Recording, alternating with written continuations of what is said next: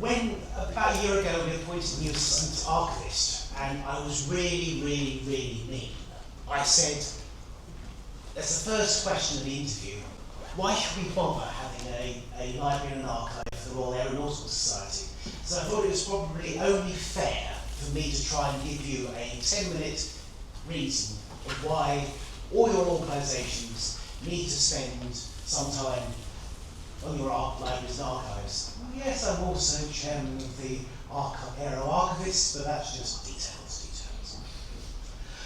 Right, number one, because it helps with your organisation's work. I'm from the Royal Aeronautical Society. We are a society, as you know, of aviation professionals and everybody who loves aviation. So we invest a lot of money into e-books and e-journals which our members can use to find the answers they need in their everyday work. They don't want to come to the library in Farnborough, they want it from their computer, so that's what we do for them. Of course, people in aviation museums, whether it's a local stuff, if you're in Surrey, you obviously want a wonderful poster about ballooning from Vauxhall Gardens. If you're doing airships, you need a good collection of books that will tell you the answer to the questions you keep on asking inside your collections. And who doesn't need a Merlin Mark 45 schedule of spare parts?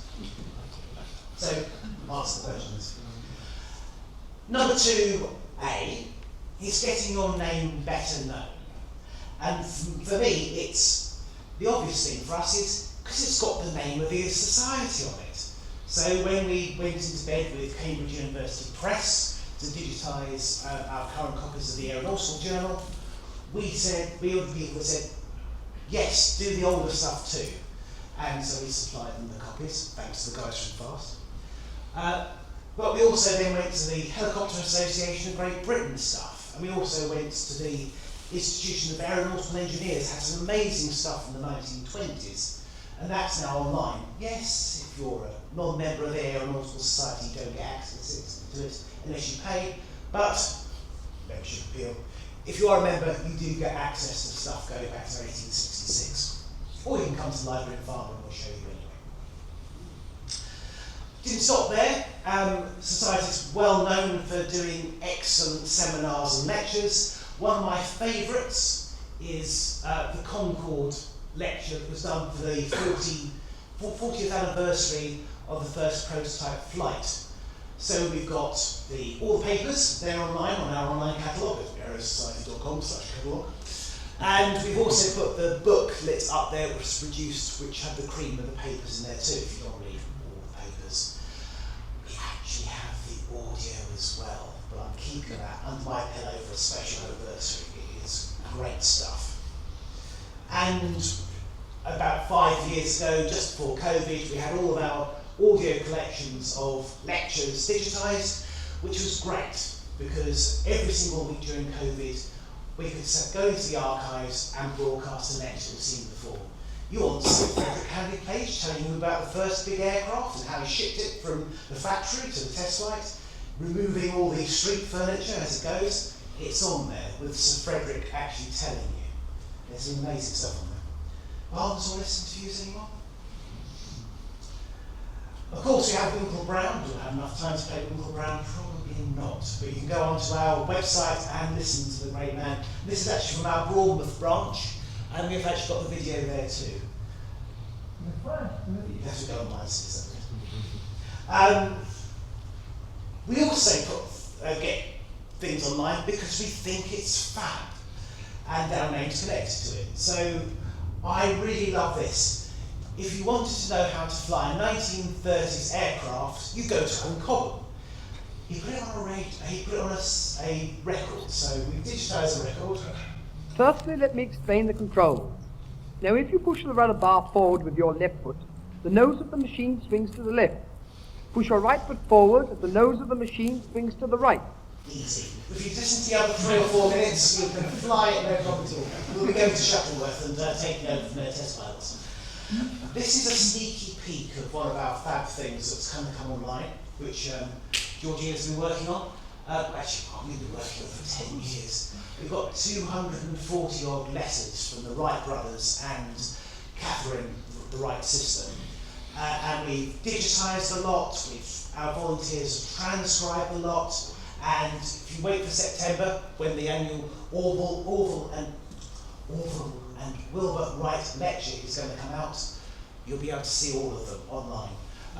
This is the instructions when you get your own Wright flyer, drafted by Orv, and you can actually see little drawings of the Wright flyer up there, which Orv actually wrote himself. That's when they shipped the Wright flyer to the Science Museum, and the good old days when the Royal Aeronautical Society used to have dinners under the Wright flyer. And we also had a project about 5 or 6 years ago, a test project to put RAE reports in with FAST Museum. So this is a test on Vulcan, and we're hoping that we might be able to do a bit more in that direction too. We've also had our film archive digitised. This is one of my favourites. And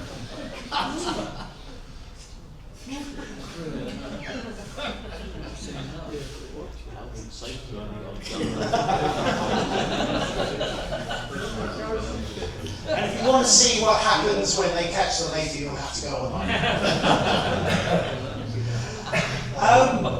We've been, to be frank, we've been running out from a bit of our audio content. It's been so popular that we decided to go into the world of oral history. And the main reason that I told the funders was we started because it's following one of the objectives of our society, which is inspiring the next generation. Okay, it's not being recorded or anything. Okay, it's got a spiel. But then we started listening to some of these recordings, and they are absolutely stonking, and they are inspiring. If you want to know how this man here, Arthur Webb, persuaded Rolls-Royce to go to composists, go online and listen. It involves a cheap deal, filling up lots of bridges in Vickers everywhere you can possibly do with carbon fibre, and then producing this great big bit of engine cowling, which when the Vickers were about to, when Rolls-Royce were about to leave Vickers, they went, huh? Right, we're going to sit down and talk to you. And you got the other end, we had interviewed Scott Spears, who was in the MOD working on all the great projects. And there's some nice stuff on how to deal with the French. It's a common theme. I mean, in those days, there were only really two reasons for joining a collaborative project, because there was a lot of pain about collaborating with other nations. One, you couldn't afford to do it alone. Two, you didn't know how to do it alone. At that stage, we did know how to do it alone in the UK. I don't think we do now, but we did then. We couldn't afford to do it alone, so we went into collaboration. That led on to the Eurofighter. A lot more good observations that, while I say news, it's all about history doesn't repeat itself, it rhymes. You can make a bit of money, not much, not enough, but surely the important thing is linking together. But what I want to emphasise is you need to do it properly, because I do hear lots of stories about people contacting museums, libraries, archives, and then not getting a response properly. And if that happens, you've lost those people for good. So my 4 top tips before I escape is: number 1, you need to be focused.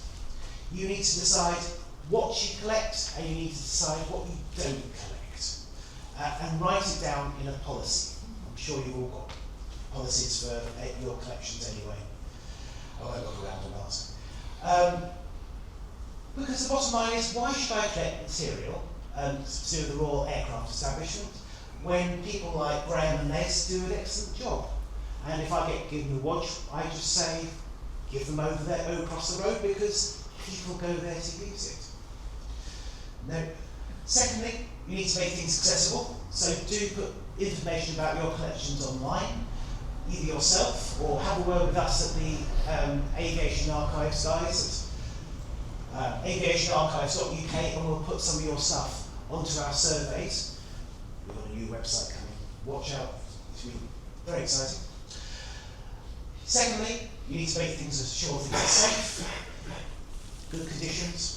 And even when you think you've digitised it, get rid of it all then. Remember, you've got to focus a lot on maintaining the digital files. It's very easy to just go digitising along the way and you can't find what you're after.